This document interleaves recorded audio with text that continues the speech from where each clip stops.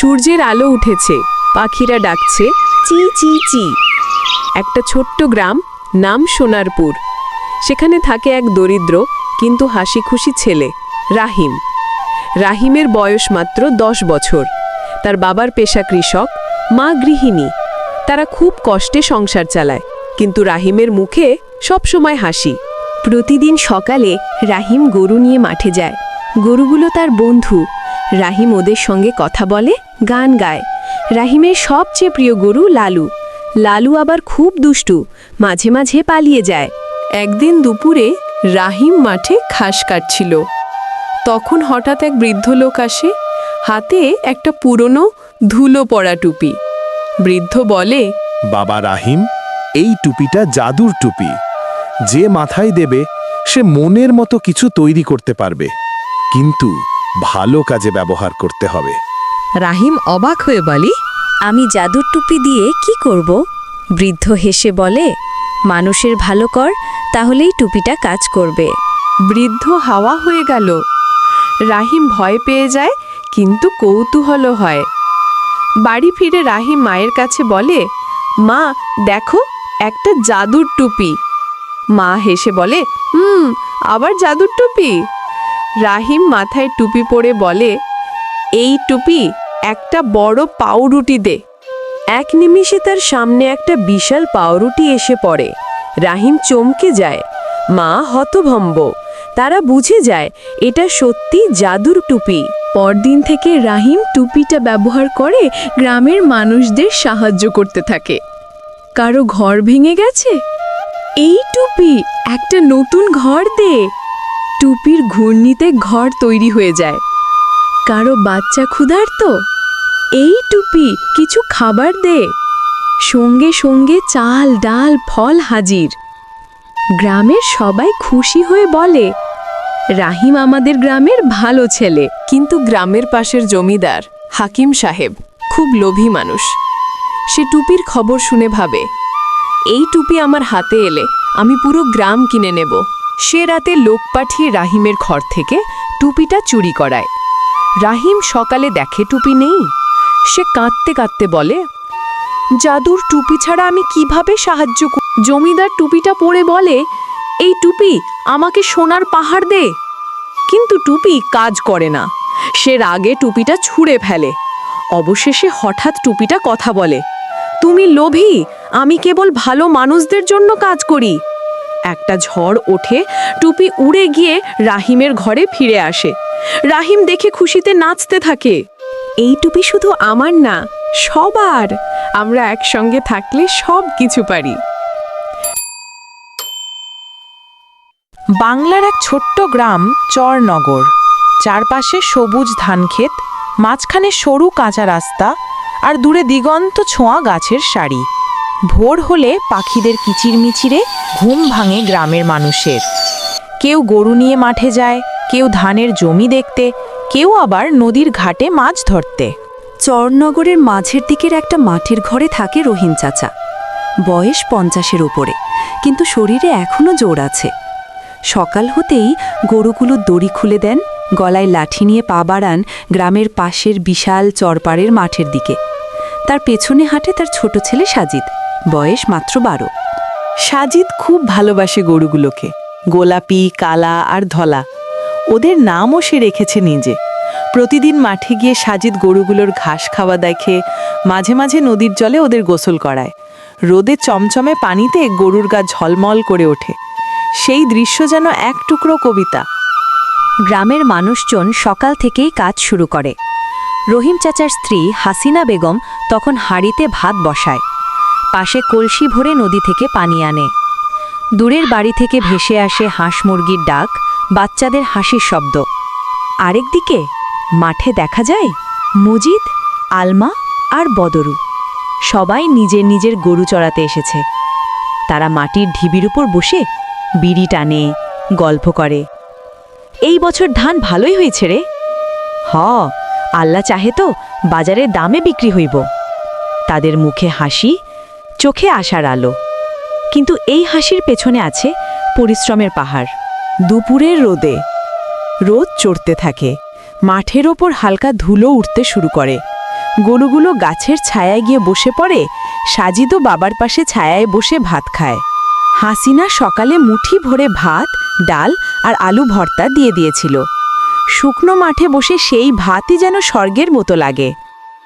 খাওয়া শেষে রহিম চাচা চোখ মেলে আকাশ দেখে বলেন, দেখছো বাবা, এই আকাশ, এই মাঠ, এই তো আমাদের জীবন। শহরের মানুষ টাকার পেছনে দৌড়ায়, আমরা দৌড়াই গোলোর পেছনে, তবুও শান্তি পাই।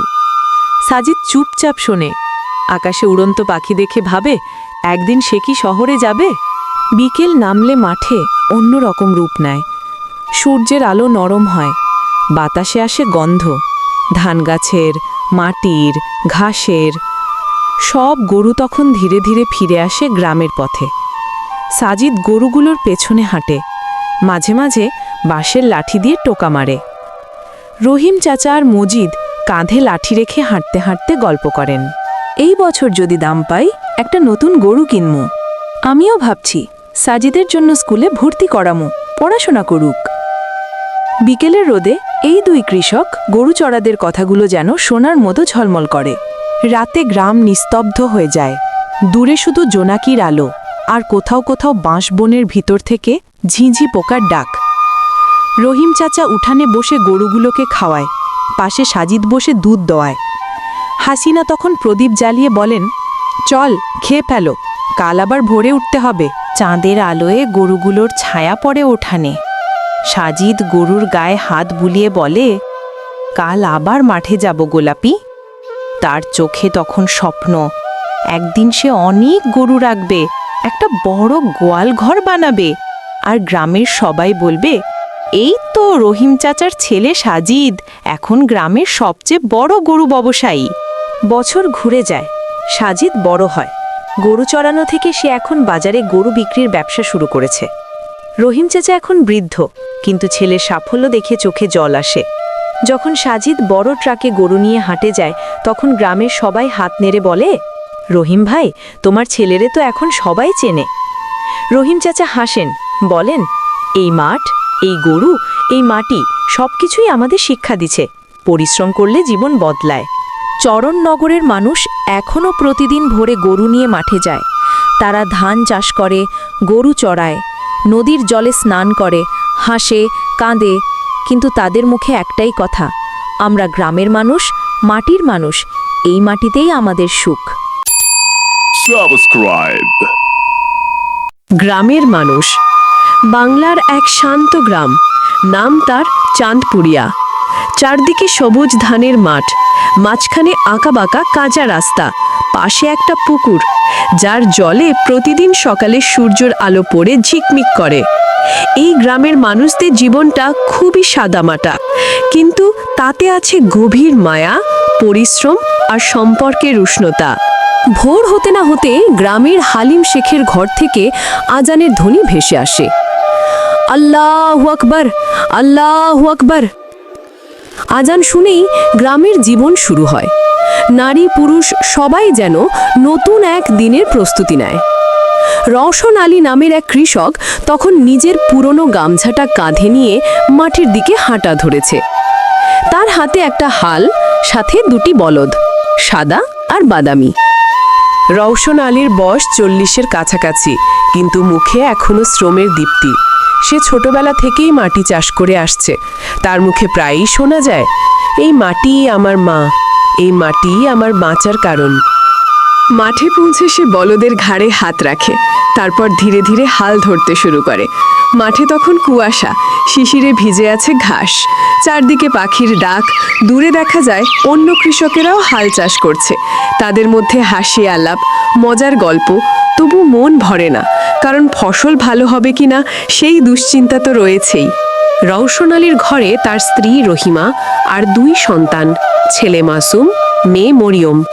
ঘরটা বাঁশ আর টিন দিয়ে তৈরি, কিন্তু ভালোবাসায় ভরা।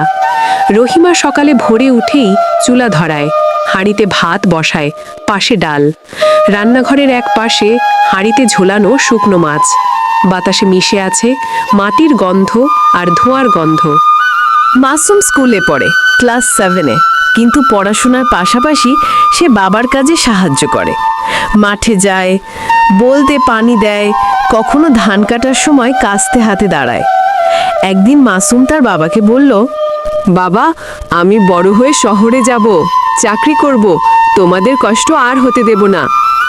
রওশন হেসে বলল, যা ইচ্ছা করো বাবা, কিন্তু মাটিকে ভুলিস না, এই মাটি আমাদের বাঁচিয়ে রাখে। সেই বছর বর্ষা এলেও ঠিকমতো বৃষ্টি হলো না।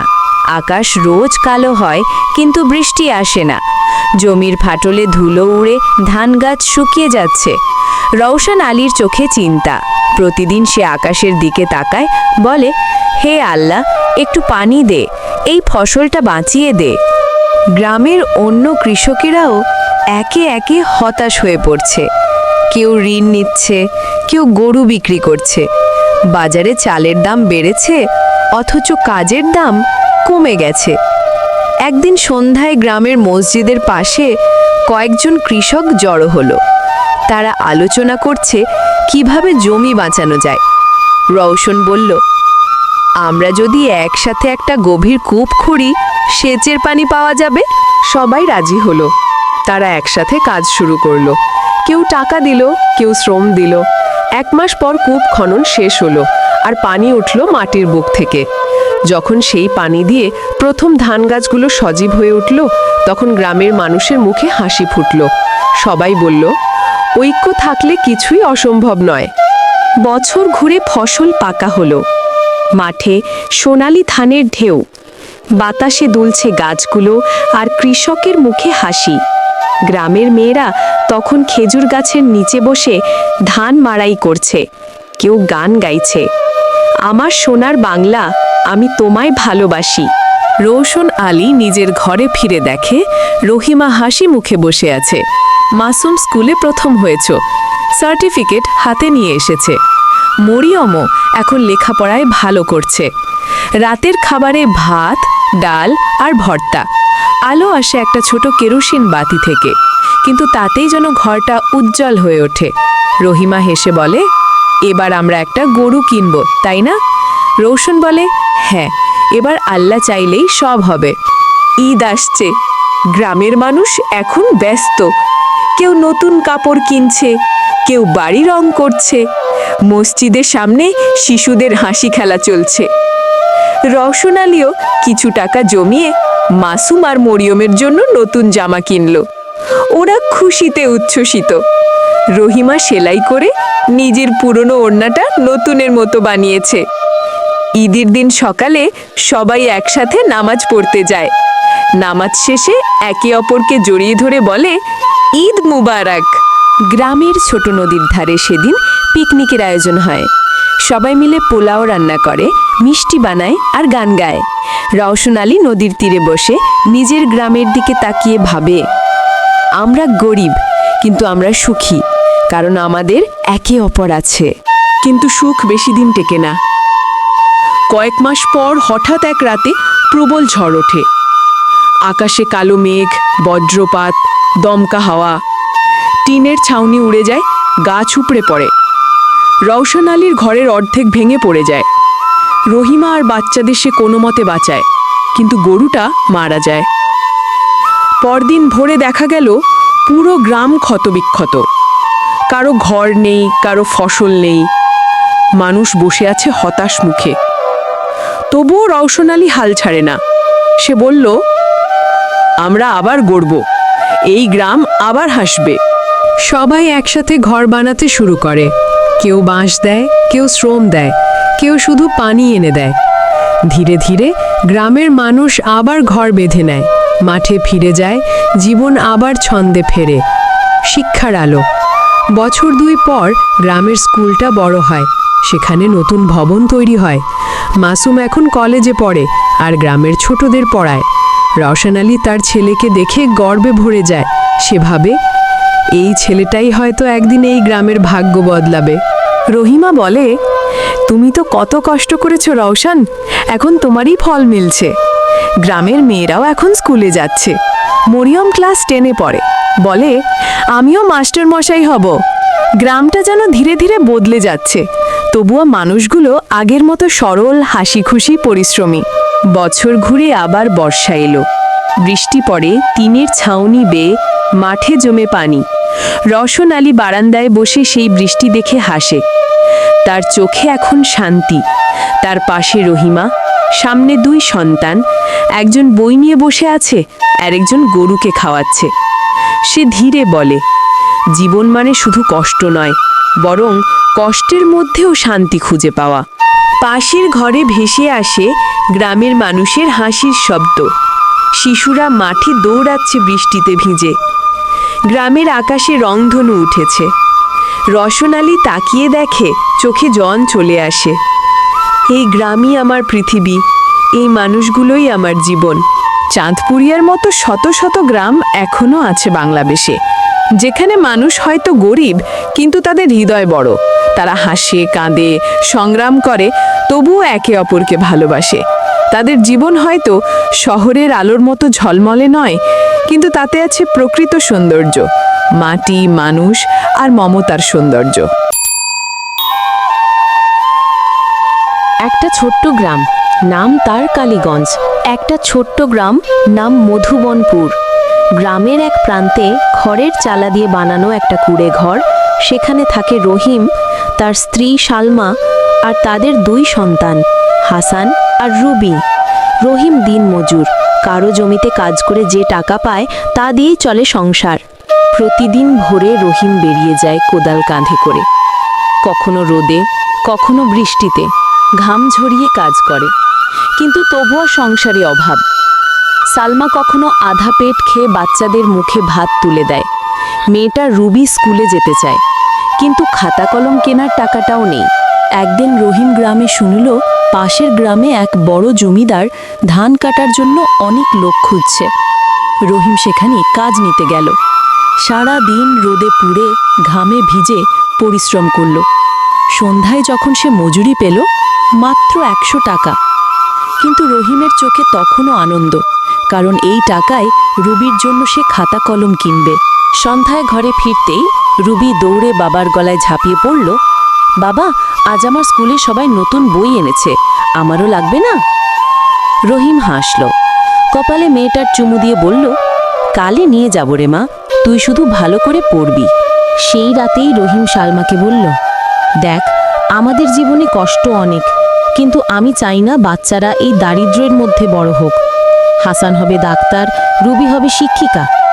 সালমা চোখে জল নিয়ে বলল, তুমি কষ্ট করছো রহিম, আল্লাহ নিশ্চয়ই তোমার মেহনতের দাম দিবে। দিন যায়, মাস যায়, রহিম আরও কঠোর পরিশ্রম করে, রোদে বৃষ্টিতে ঝরে, কিন্তু তার মনে একটাই আশা, বাচ্চাদের ভবিষ্যৎ। ধীরে ধীরে রুবি স্কুলে ভালো ফল করে, হাসানও পড়াশোনায় ভালো হয়। বছর কেটে যায়, রুবি বড় হয়ে শিক্ষকতা শুরু করে, হাসান শহরে মেডিকেলে ভর্তি হয়। রুবি এখন গ্রামের প্রাথমিক বিদ্যালয়ের শিক্ষিকা। সকালে সূর্য ওঠার আগেই সে উঠতে হয়। প্রথমে মাকে সাহায্য করে রান্না করে, তারপর স্কুলে যায়। গ্রামের মেয়েরা তাকে দেখে অনুপ্রেরণা পায়, কারণ রুবি প্রমাণ করেছে গরিব ঘরে জন্ম নিলেও মানুষ বড় স্বপ্ন দেখতে পারে। অন্যদিকে হাসান এখন শহরে মেডিকেলের ছাত্র। তারও জীবন সহজ নয়। শহরে থাকার খরচ, বই কেনা, টিফিন সব কিছুই কষ্টের। সে রাতে প্রাইভেট টিউশন করে, দিনে ক্লাস করে, অনেক সময় ঠিকমতো খেতেও পারে না। কিন্তু মায়ের মুখের কথা মনে পড়লেই সাহস পায়, বাবা, যত কষ্টই আসুক, পড়াশোনা ছাড়বি না। একদিন শহর থেকে হাসান চিঠি পাঠায় রুবিকে, আপা, আমার পড়াশোনা এখন শেষের পথে। আমি যদি ডাক্তার হতে পারি, তাহলে প্রথমে গ্রামের মানুষদের চিকিৎসা করব, যাদের কোনো ডাক্তার নেই। রুবি চিঠিটা পড়ে চোখের জল মুছে ফেলে, মনে মনে ভাবে, আমরা গরিব হতে পারি, কিন্তু আমাদের মনের স্বপ্ন কেউ গরিব করতে পারবে না। এদিকে রহিম এখন বুড়িয়ে গেছে, আগের মতো আর মাঠে কাজ করতে পারে না। তবু প্রতিদিন উঠোনে বসে মাটির হাঁড়িতে ধান শুকায়, যেন কিছুটা সাহায্য করা যায় সংসারে। রুবি তার বাবাকে বলে, বাবা, এখন তুমি বিশ্রাম নাও, আমি সংসার চালাবো। রহিম শুধু হেসে বলে, তুই আমার গর্ব মা, তোর মুখের হাসিই আমার বিশ্রাম। কিছু বছর পর হাসান ডাক্তার হয়ে গ্রামে ফিরে আসে। পুরো গ্রাম জড়ো হয় তাকে দেখতে। গ্রামের লোকজন বলে, এই যে রহিমের ছেলে, একসময় খালি পায়ে স্কুলে যেত, আছে ডাক্তার। রুবি, হাসান, সালমা আর রহিম সবাই একসঙ্গে বসে থাকে তাদের পুরনো কুড়ে ঘরের সামনে। কিন্তু আজ ঘরটা আর গরিব মনে হয় না, কারণ ঘরের ভেতরে আছে সুখ, ভালোবাসা আর সাফল্যের আলো। রহিম মৃদু হেসে বলে, আমার জীবনের স্বপ্ন পূরণ হয়েছে। আমি গরিব ছিলাম, কিন্তু তোমরা আমার ধন। গরিবের সংসারে টাকার অভাব থাকতে পারে, কিন্তু ভালোবাসা আর পরিশ্রম থাকলে সুখ একদিন ঠিক পথ খুঁজে নেয়। যারা যারা এই পর্যন্ত ভিডিও দেখেছো, সবাই ভিডিওতে লাইক ও সাবস্ক্রাইব। একটা ছোট্ট